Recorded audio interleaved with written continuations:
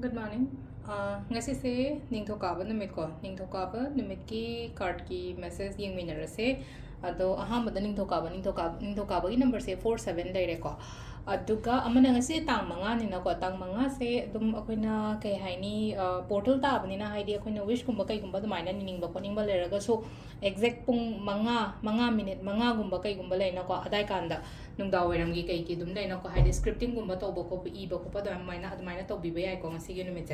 wish kumba kai gumba ina sum haidi nangai sum journal gumba bagi habit ama kai mala ra kadi ngasi su to biu ko date 5 ko date 5 duga 5 months se ko 5 se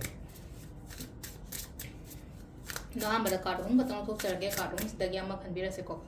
card number 1 consider card number 2 consider natraga card number 3 consider ko man ning do ka bagi number aina haibudi hai ko 47 ama leire kala da na ngo bo leire aduga chak thombo ko bada na khoina ha pa ya ba se ango bo machugi cha ba ya ba pot ango bo machugi cha ba ya pot hai ga di chini ni khangde sangom ni khangde maming yo na kitang happy ba ko adu dum leire ko sida leire khoi card hum jena card number 1 card number 2 and card number 3 ko ahamba khanda card se ko silai se first card se lai se kaino oina lai ko kainoma start toge khotke ngasi se haina khalaga di ko hari to bi be ko thabain khang anu ba ho ke khotke kainoma zero la ko se start to haibne ko new beginning new chapter gumba kai gumba maina gumba oi dali ko dun hari thabain khang anu kainoma hoge chat ke haraga di ke shokai bu gembal kai kemta leite ngonda kana badum la pa maina oina oi ri ko sida lai se duga amana haitare ko se lai se second gis na mulai na ko hari mina dominate to hangano ai life ta ko mina namda hangano mina ngam hangano yaringe leina ko aina oina rule to na ba to bo do maka aina rule to ba haraga di ai se haidi aina rule to ba haiba gi atra di kaino hamada mina ngamanda ba mina haitar ko dominate to no ko du budi haijare na ko na je ai se ko duga amana yade khote haiba adum basu khangan ba ko mi sida ko queen haraga di haidi queen je mi makha polaga di leite dana ko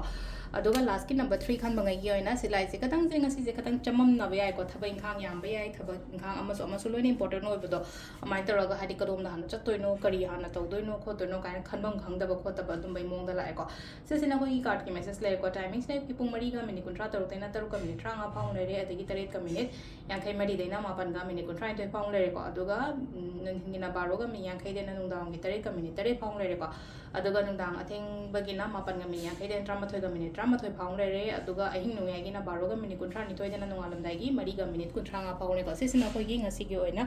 afaba timing ko adu sile ko daily card message se adu monday oibani na haide cinnamon rituals kumba kai gumba tor shai ko dukan gumba phamo ko paler ka di khutta ko ba ta khatang hapaga blow to bo ko ko ngasai gi cinnamon powder se ko